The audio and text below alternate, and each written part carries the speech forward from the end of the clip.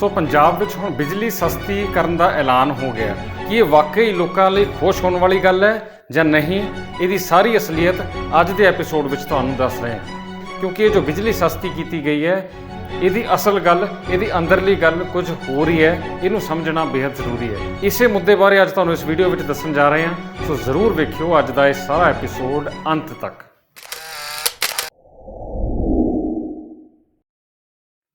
ਸੋ ਜਿਵੇਂ ਕਿ ਆਪਾਂ ਸਾਰੇ ਜਾਣਦੇ ਹਾਂ ਕਿ ਪੰਜਾਬ ਵਿੱਚ ਬੀਤੇ ਦਿਨੀ ਬਿਜਲੀ ਦੀਆਂ ਕੀਮਤਾਂ ਘਟਾਉਣ ਦਾ ਐਲਾਨ ਹੋਇਆ। ਬਿਜਲੀ ਸਸਤੀ ਕੀਤੇ ਜਾਣ ਦਾ ਐਲਾਨ ਜ਼ੋਰਾਂ ਸ਼ੋਰਾਂ ਨਾਲ ਕੀਤਾ ਗਿਆ। ਇਹ ਐਲਾਨ ਉਸ ਵੇਲੇ ਕੀਤਾ ਗਿਆ ਜਦੋਂ ਪੰਜਾਬ ਵਿਧਾਨ ਸਭਾ ਦੀਆਂ ਚੋਣਾਂ ਵਿੱਚ ਹੁਣ 1 ਸਾਲ ਤੋਂ ਵੀ ਘੱਟ ਦਾ ਸਮਾਂ ਰਹਿ ਗਿਆ ਅਤੇ ਇਹ ਸਾਲ ਇਸ ਵੇਲੇ ਚੋਣਾਂ ਦਾ ਸਾਲ ਕਿਹਾ ਜਾਂਦਾ ਹੈ। ਹੁਣ ਇਹ ਜੋ ਬਿਜਲੀ ਸਸਤੀ ਕਰਨ ਦਾ ਐਲਾਨ ਕੀਤਾ ਗਿਆ, ਇਹਦੇ ਵਿੱਚ ਪ੍ਰਮੁੱਖ ਤੌਰ ਤੇ ਇਹ ਐਲਾਨ ਹੋਇਆ ਕਿ ਘਰੇਲੂ ਖਪਤਕਾਰਾਂ ਨੂੰ ਪਹਿਲੀਆਂ 100 ਯੂਨਿਟਾਂ ਅਤੇ ਫਿਰ 300 ਯੂਨਿਟਾਂ ਤੱਕ ਕੁਝ ਰਿਆਇਤ ਦਿੱਤੀ ਗਈ ਹੈ, ਕੁਝ ਕੀਮਤਾਂ ਘਟਾ ਦਿੱਤੀਆਂ ਗਈਆਂ ਨੇ ਅਤੇ ਕੁੱਲ ਮਿਲਾ ਕੇ ਇਹ ਕਿਹਾ ਗਿਆ ਕਿ ਖਪਤਕਾਰਾਂ ਨੂੰ 682 ਕਰੋੜ ਰੁਪਏ ਦੀ ਵੱਡੀ ਰਾਹਤ ਮਿਲੂਗੀ।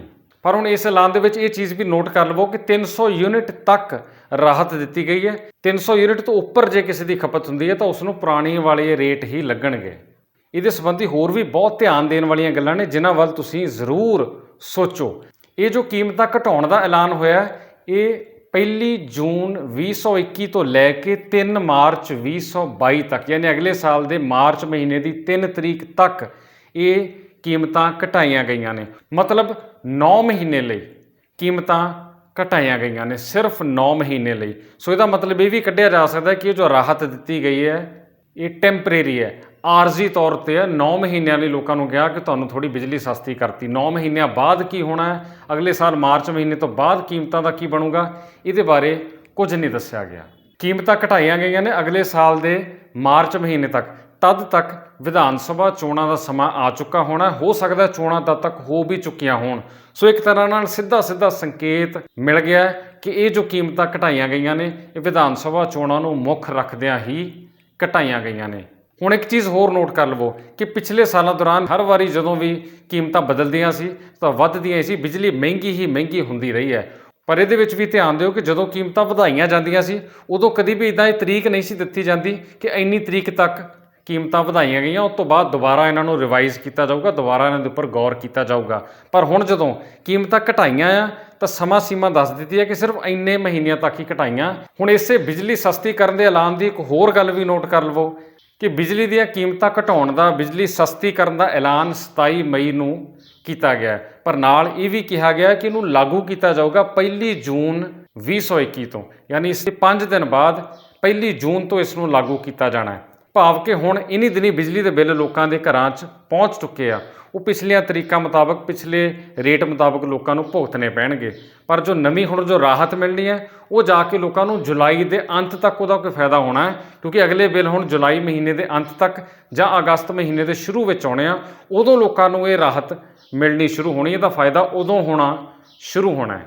ਹੁਣ ਇਹਦੇ ਵਿੱਚ ਵੀ ਇੱਕ ਅੰਦਰਲੀ ਗੱਲ ਆ, ਉਹ ਵੀ ਨੋਟ ਕਰ ਲਵੋ ਕਿ ਪਿਛਲੇ ਸਮੇਂ ਦੌਰਾਨ ਜਦੋਂ ਵੀ ਕੀਮਤਾਂ ਵਧਾਈਆਂ ਗਈਆਂ ਉਦੋਂ ਵਧੀਆਂ ਹੋਈਆਂ ਕੀਮਤਾਂ ਨੂੰ ਪਿਛਲੀ ਤਰੀਕ ਤੋਂ ਲਾਗੂ ਕਰਦੇ ਹੁੰਦੇ ਸੀ। ਬੈਕ ਡੇਟ ਤੋਂ ਪਿਛਲੀ ਤਰੀਕ ਤੋਂ ਲਾਗੂ ਕੀਤਾ ਗਿਆ ਅਤੇ ਲੋਕਾਂ ਨੂੰ ਨਵੇਂ ਬਿੱਲ ਦੇ ਵਿੱਚ ਵੀ ਪੁਰਾਣੇ ਕੀਮਤ ਵਧਾ ਕੇ ਪਾਉਂਦੇ ਰਹੇ ਨੇ ਅਤੇ ਲੋਕਾਂ ਦੇ ਉੱਪਰ ਬੋਝ ਇਸ ਤਰ੍ਹਾਂ ਪੈਂਦਾ ਰਿਹਾ। ਪਰ ਹੁਣ ਜਦੋਂ ਕੀਮਤ ਘਟਾਈ ਗਈ ਹੈ ਤਾਂ ਇਹ ਪਿਛਲੇ ਬਿੱਲ ਜਾਂ ਪਿਛਲੀ ਤਰੀਕ ਤੋਂ ਲਾਗੂ ਨਹੀਂ ਕੀਤੀ ਗਈ, ਸਗੋਂ ਆਉਣ ਵਾਲੇ ਸਮੇਂ ਵਿੱਚ ਲਾਗੂ ਕਰਨਾ ਅਤੇ ਉਹ ਵੀ 9 ਮਹੀਨੇ ਲਈ। ਇਹ ਚੀਜ਼ ਤੁਸੀਂ ਵੀ ਨੋਟ ਕੀਤੀ ਹੋਣੀ ਹੈ ਕਿ ਪਿਛਲੀ ਵਾਰ ਹਰ ਵਾਰ ਇੱਦਾਂ ਹੀ ਹੁੰਦਾ ਰਿਹਾ, ਕੀਮਤ ਵਧਾ ਕੇ ਬੈਕ ਡੇਟ ਤੋਂ ਲੋਕਾਂ ਦੇ ਨਵੇਂ ਬਿੱਲ ਵਿੱਚ ਵੀ ਪਾ ਕੇ ਵਸੂਲੀ ਜਾਂਦੀ ਰਹੀ ਹੈ। ਪਰ ਐਤਕੀ ਹੁਣ ਕੀਮਤ ਘਟਾਈ ਹੈ ਤਾਂ ਇਹ ਅਗਲੀ ਤਰੀਕ ਤੋਂ, ਆਉਣ ਵਾਲੇ ਸਮੇਂ ਤੋਂ ਘਟਾਈ ਹੈ। ਪਿਛਲੇ ਜੋ ਬਿੱਲ ਦਿੱਤੇ ਗਏ ਮਹਿੰਗੇ ਮੁੱਲ ਉੱਤੇ ਉਹ ਦਿੱਤੇ ਗਏ। ਸੋ ਇਹ ਸਾਫ਼ ਸਪਸ਼ਟ ਹੈ ਕਿ ਕੀਮਤਾਂ ਵਧਾਉਣ ਲੱਗੇ ਨੀਤੀ ਕੁਝ ਹੋਰ ਤਰ੍ਹਾਂ ਦੀ ਹੁੰਦੀ ਹੈ ਅਤੇ ਕੀਮਤਾਂ ਘਟਾਉਣ ਲੱਗੇ ਨੀਤੀ ਕੁਝ ਹੋਰ ਤਰ੍ਹਾਂ ਦੀ ਹੁੰਦੀ ਹੈ।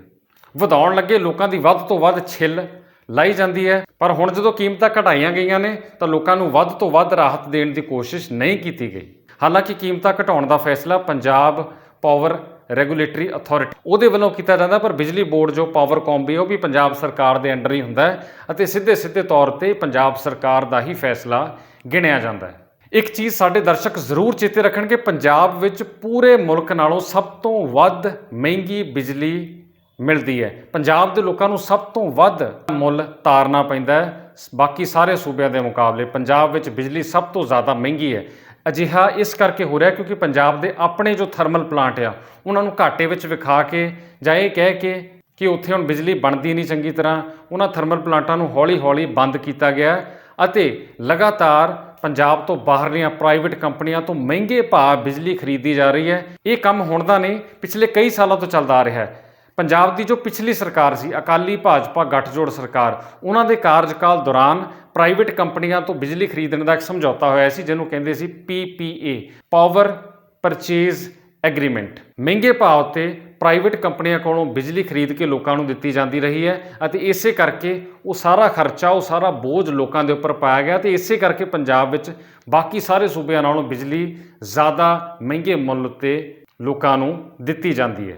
ਪੰਜਾਬ ਵਿੱਚ ਬਿਜਲੀ ਮਹਿੰਗੀ ਹੋਣ ਦਾ ਇੱਕ ਹੋਰ ਕਾਰਨ ਇਹ ਵੀ ਹੈ ਕਿ ਪੰਜਾਬ ਵਿੱਚ ਵੱਖ-ਵੱਖ ਵਰਗਾਂ ਨੂੰ ਮੁਫਤ ਬਿਜਲੀ ਜਾਂ ਘੱਟ ਦਰਾਂ ਉੱਤੇ ਸਬਸਿਡੀ ਤਹਿਤ ਬਿਜਲੀ ਦਿੱਤੀ ਜਾਂਦੀ ਰਹੀ ਹੈ। ਮੁਫਤ ਬਿਜਲੀ ਦਿੱਤੀ ਜਾ ਰਹੀ ਹੈ ਤੇ ਉੱਥੇ ਜੋ ਘਾਟਾ ਪਾਵਰਕੌਮ ਨੂੰ ਪੈ ਰਿਹਾ ਉਹ ਆਮ ਖਪਤਕਾਰਾਂ ਤੋਂ ਵਸੂਲਿਆ ਜਾ ਰਿਹਾ। ਇਸੇ ਕਰਕੇ ਬਿਜਲੀ ਦੇ ਰੇਟ ਪੰਜਾਬ ਵਿੱਚ ਬਾਕੀ ਸੂਬਿਆਂ ਨਾਲੋਂ ਜ਼ਿਆਦਾ ਮਹਿੰਗੇ ਨੇ। ਇਹ ਵੀ ਇੱਕ ਕਾਰਨ ਹੈ।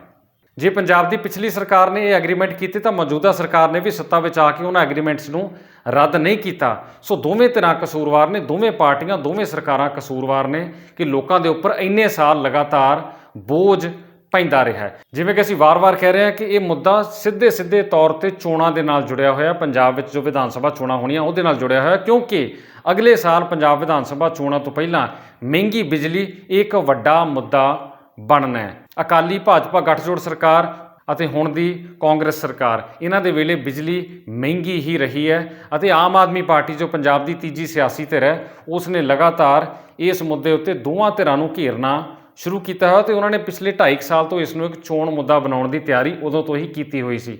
ਸੋ ਅਜਿਹਾ ਲੱਗਦਾ ਕਿ ਇਸ ਮਹਿੰਗੀ ਬਿਜਲੀ ਵਾਲੇ ਮੁੱਦੇ ਨੂੰ ਹੇਠਾਂ ਕਰਨ ਲਈ ਇਹ ਰਿਆਇਤ ਦਿੱਤੀ ਗਈ ਹੈ ਤਾਂ ਕਿ ਮਹਿੰਗੀ ਬਿਜਲੀ ਚੋਣਾਂ ਵਿੱਚ ਮੁੱਦਾ ਨਾ ਬਣੇ, ਲੋਕੀਆਂ ਦੇ ਉੱਪਰ ਸਵਾਲ ਨਾ ਪੁੱਛਣ। ਸੋ ਇਸ ਤਰ੍ਹਾਂ ਇਹ ਗੱਲ ਚੇਤੇ ਰੱਖੋ ਕਿ 9 ਮਹੀਨਿਆਂ ਲਈ ਬਿਜਲੀ ਸਸਤੀ ਕੀਤੀ ਗਈ ਹੈ ਅਤੇ ਇੱਕ ਚੀਜ਼ ਸਾਫ਼ ਸਪਸ਼ਟ ਹੈ ਕਿ ਅਗਲੇ ਸਾਲ ਮਾਰਚ 2022 ਤੋਂ ਬਾਅਦ ਬਿਜਲੀ ਮਹਿੰਗੀ ਹੋਣੀ ਤੈਅ ਹੈ, ਕਿਉਂਕਿ ਪਿਛਲੇ ਸਾਲਾਂ ਦੌਰਾਨ ਬਿਜਲੀ ਸਸਤੀ ਘੱਟ ਹੋਈ ਹੈ ਤੇ ਮਹਿੰਗੀ ਲਗਾਤਾਰ ਹੋਈ ਹੈ ਤੇ ਚੋਣਾਂ ਤੋਂ ਬਾਅਦ ਇਹਦੇ ਫਿਰ ਉੱਪਰ ਵੱਲ ਜਾਣ ਦੀ ਪੂਰੀ ਸੰਭਾਵਨਾ ਹੈ।